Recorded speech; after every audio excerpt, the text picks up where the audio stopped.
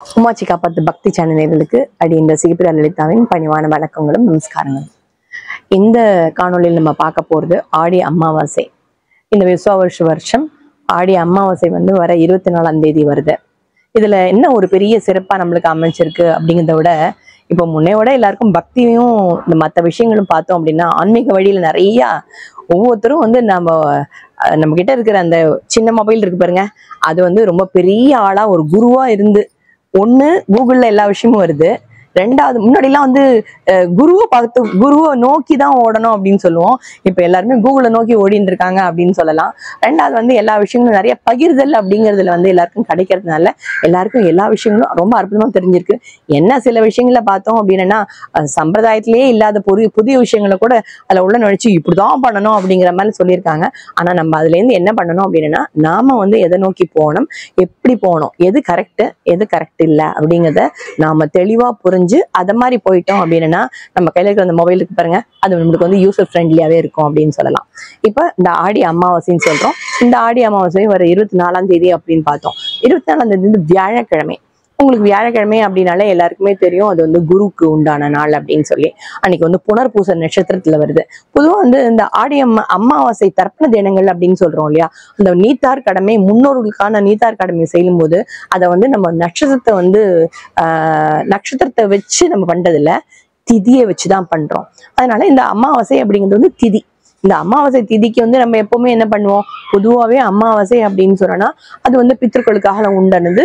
அன்னைக்கு நம்ம வீட்டுல படையல் போடுற வழக்கம் அப்படிங்கிறது எல்லார்கிட்டயுமே இருக்கு. இதுல முக்கியமான விஷயம் என்ன அப்படின்னு கேட்டோம்னா, தர்ப்பணம். இந்த தர்ப்பணத்துக்கு அந்த தர்ப்பணத்துல என்ன கொடுக்கணும் அப்படின்னா, அந்த எள்ளும் ஜலமும் அப்படின்னு சொல்லுவாங்க இல்லையா, அந்த எள்ளின் நீரையும் நம்ம எவ்வளவு இறைச்சி எடுத்து கொடுக்குறோமோ அதுதான் அந்த நம்மளோட நீத்தாருக்கு போய் சேர்றது அப்படின்னு சொல்றாங்க.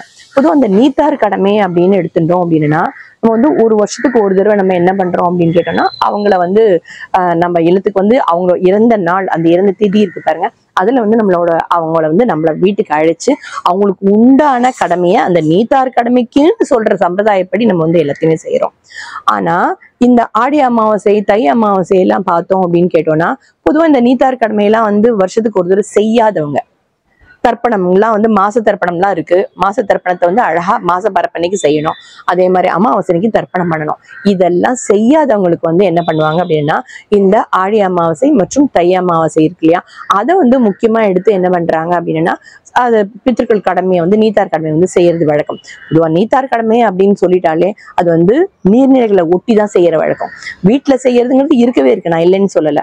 இருந்தாலும் புண்ணிய நதிகள், புண்ணிய ஆறுகள், இல்லைன்னா கடற்கரை ஓரமா இருக்கிற இடத்துக்கு போய் அதுல அங்க அழகா அதுல முதல்ல நம்ம புனித நீரை ஆடிட்டு அதுக்கப்புறமா சம்பிரதாய முறைப்படி நம்ம சடங்குகளை அந்த நீர்நிலையில உட்கார்ந்து செய்யணும் அப்படின்னு சொல்லப்பட்டிருக்கு. சரி, எங்களுக்கு அதுக்கெல்லாம் வசதியே இல்லை, நாங்க எப்படி நம்ம இந்த சடங்குலாம் செய்யறதுங்கிற அந்த அளவுக்கு பண வசதி இல்லை அப்படின்னு சொன்னா, இந்த அன்னதானம்னு ஒரு விஷயம் இருக்கு பாத்தீங்களா, அந்த அன்னதானம் பண்றதுங்கிறது இருக்கவே இருக்கு. ஆனா அந்த அன்னதானம் பண்ணினா அவங்களுக்கு அந்த பித்தர்களுக்கு இது போய் சேருமா அப்படின்னு கேட்டா, சேருமா இருக்கலாம்.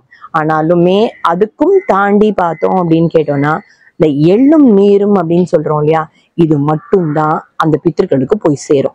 அந்த எள்ளும் நீரும் எவ்வளவுக்கு எவ்வளவு இறைக்கிறோமோ அதுதான் அவங்களுக்கு உணவாக போய் சேர்றது அப்படின்னு சொல்றோம். கடைசியில அந்த எள்ளு நீரை எரிச்சிட்டு என்ன பண்ணுவாங்கன்னா, அழகா ஒரு பிண்டம் வச்சு அதுல கொஞ்சோண்டு தயிரை வச்சு என்ன பண்ணுவாங்க, தயிரை இது பண்ணி அதுக்காக அந்த பிண்டத்தை கொண்டு போய் தான் நம்ம காக்கைக்கு வச்சு அந்த ஆடி அமாவாசைங்கிற அந்த பித்ரு தர்ப்பணத்தை முடிக்கிறது வழக்கம். இந்த ஆடி அமாவாசை பித்ரு தர்ப்பணத்துல நம்மளுக்கு கிடைக்கிற இன்னொரு விஷயம் என்ன அப்படின்னு கேட்டோம்னா, இதுல பொதுவா ஒரு குடும்பத்துல இருக்கிற அப்பா அம்மா ரெண்டு பேரோடதும், அதாவது அப்பா வழி சொந்தத்துல பார்த்தோம் அப்படின்னா, அப்பாவோட அப்பாக்கள், அதாவது அப்பா, அவருக்கு மேல இருக்கிற தாத்தா, தாத்தாக்கு மேல இருக்கிற அந்த கொள்ளு தாத்தாக்கு மேல இருக்கிற எள்ளு தாத்தா, இப்படி ஒரு அழகா ஒரு 4 பரம்பரை. அதே மாதிரி அம்மான்னு எடுத்துட்டோம்னா, அம்மாவோட அம்மா பாட்டி, கொள்ளு பாட்டி, எள்ளு பாட்டி அப்படின்னு இந்த பக்கத்துல இருக்கிற தலைமுறைகள். இது அம்மா அப்பா ரெண்டு பேருக்கும் சேர்ந்து நம்ம இந்த தர்ப்பணத்தை கொடுக்க முடியும். இந்த தர்ப்பணத்தை எல்லாம் கொடுக்கவே முடியல, இதெல்லாம் செய்யவே முடியல அப்படிங்கும்போது, நம்ம இது செய்யறதுக்கெல்லாம் வசதியே இல்லை அப்படின்னா கூட நம்ம என்ன பண்ணலாம் அப்படின்னா, ஒரு பெரிய திறந்த வெளி இருக்கு இல்லையா, அந்த திறந்த வெளிக்கு போய் கையில கொஞ்சம் ஒரு இதான ஒரு சொம்புல நீர் எடுத்துட்டு போயிட்டு கையில கொஞ்சம் எண்ணெய் வச்சு யாருக்கெல்லாம் உங்களோட இருந்தவங்க பேர்லாம் தெரியும் இல்லையா, அந்த பேர் எல்லாத்தையும் சொல்லி நான் உங்களுக்காக இந்த எள்ளும் நீரும் இறைக்கிறேன் அப்படின்னு கூட செய்யலாம்னு சாஸ்திரப்படி சொல்லப்பட்டிருக்கு. அதனால முறைப்படி இந்த சடங்கை செய்யறதுதான் நம்மளுக்கு உச்சிதம் அப்படின்னு சொல்லலாம். இதுக்கு அடுத்தது இந்த வருஷம் சொன்னேன் இல்லையா, அதாவது இந்த வருஷம் வியாழக்கிழமை வருது, ஆடி அமாவாசை அப்படின்னு. இதுல என்ன இதை எப்படி பாக்குறாங்க அப்படின்னு கேட்டோம்னா, வியாழக்கிழமை குருவுக்கு உகந்த நாள் அப்படின்னு சொல்றோம். குருவுக்கு உண்டான நாள்ல இது வர்றதுனால இன்னொரு விஷயமும் இருக்கு. இந்த குரு அப்படிங்கிறவர் என்ன பண்றாரு அப்படின்னு கேட்டோம்னா, இந்த பித்திருக்களோட சம்பந்தப்பட்டு இருக்கிறதுனால சோ பித்திருக்களுக்கு இன்னுமே இந்த நாள்ல செய்யும் போது இன்னும் ஒரு படி கூடவே பலன் கிடைக்கிறது அப்படின்னு சொல்றாங்க. இதுக்கும் ஜாஸ்தியா இன்னும் ஒரு விஷயத்தை எப்படி திங்க் பண்ணிருக்காங்கன்னா, இந்த வருஷம் அந்த நான் சொன்னேன் திதிகள் வழிதான் பண்றோம் அப்படின்னு. ஆனா புனர்பூச நட்சத்திரத்துல வருது. புனர்பூச நட்சத்திரம் யாரோடது அப்படின்னு கேட்டா குருவோடது.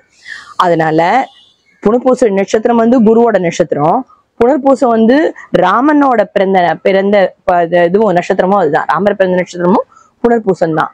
அதனால பித்திருக்கள் வழி தர்ப்பணம் பண்றதுக்கு ரொம்பவே உச்சிதமான ஒரு ஏற்ற நாளா இந்த வருஷம் வர ஆடி அமாவாசை ரொம்ப அற்புதமாவே அறிஞ்சிருக்கு.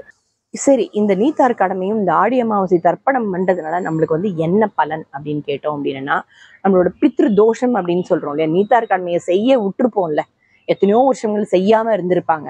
அந்த செய்யாத இருக்கிறதுனாலயே தான் என்ன ஆகும் அப்படின்னா, ஒரு குடும்பத்துல கல்யாணம் ஆக வேண்டிய நேரத்துல அந்த குழந்தைங்களுக்கு சரியா கல்யாணம் ஆகாது, இல்ல குழந்தை பிறக்க வேண்டிய நேரத்துல சரியா குழந்தை பிறக்காம இருக்கிறது. இது எல்லாமே நம்ம என்ன சொல்றோம், பித்ரு தோஷத்தினால ஏற்படுறது அப்படின்னு சொல்றோம். அதனால நம்ம சரியான நேரத்துல பித்திருக்களுக்கு உண்டான அந்த நீத்தார் கடமை செஞ்சிட்டோம் அப்படின்னா, நம்மளோட சந்ததிகள் 7 தலைமுறைக்கும் அந்த தலைமுறையா இருக்கிற சாபங்கள் நிவர்த்தி ஆகி எல்லா தோஷமும் போய் குடும்பம் சுபிக்ஷமா இருக்கும். அதுதான் இந்த ஆடி அமாவாசையோ தர்ப்பணம் கொடுக்கறதோட அடிப்படை விஷயம் அப்படின்னு.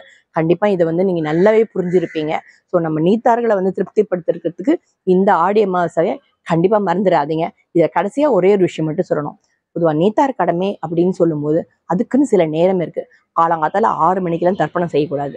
9 மணிக்கு கூட தர்ப்பணம் செய்ய சொல்லல. அந்த 12 மணி அப்படின்னு சொல்றோம், நீத்தார்களுக்குன்னு ஒரு நேரம் இருக்கு. இந்த 12லேருந்து 1 அப்படின்னு சொல்றோம் பாருங்க, அந்த நேரத்துல தான் தர்ப்பணம் பண்ணியோ இல்ல நீத்தாரோட கடமையை செய்யறதுக்கு உண்டான நேரம் அதுதான். அன்றைக்கு உங்களோட குடும்ப வழக்கப்படி என்னென்ன காய்கறிகள் சேர்க்கணும், என்னென்ன பழங்கள் நீங்க அவளுக்கு கொடுக்கணும் அப்படிங்கறத நிறைய வச்சுக்கோங்க. ஒரு குடும்பத்துக்கும் ஒரு வழக்கம் இருக்கும். அது எல்லாத்தையும் சேர்த்து படையலா கொடுத்து அந்த நீத்தார் கடமையை ரொம்ப அற்புதமா செஞ்சு உங்களோட இல்லத்துல இன்னும் சீரும் சிறப்பமா இருக்கணும் அப்படிங்கிறத நீங்க நீத்தார்கிட்ட வேண்டிக்கோங்க. இந்த ஆடி அமாவாசை எல்லாருக்குமே ஒரு அற்புதமா சுபிக்ஷமா இருந்து நம்மளை சுத்தி இருக்கிறவங்க எல்லாருக்குமே ஒரு அற்புதமான ஒரு விஷயத்தை கொடுக்கட்டும் அப்படிங்கிறத நான் மனதார வேண்டிக்கிறேன். மீண்டும் அடுத்த காணொளி சந்திக்கும் வரை உங்களிடம் விடைபெறுவது உங்கள் ரசிகப்பிரியா லலிதா.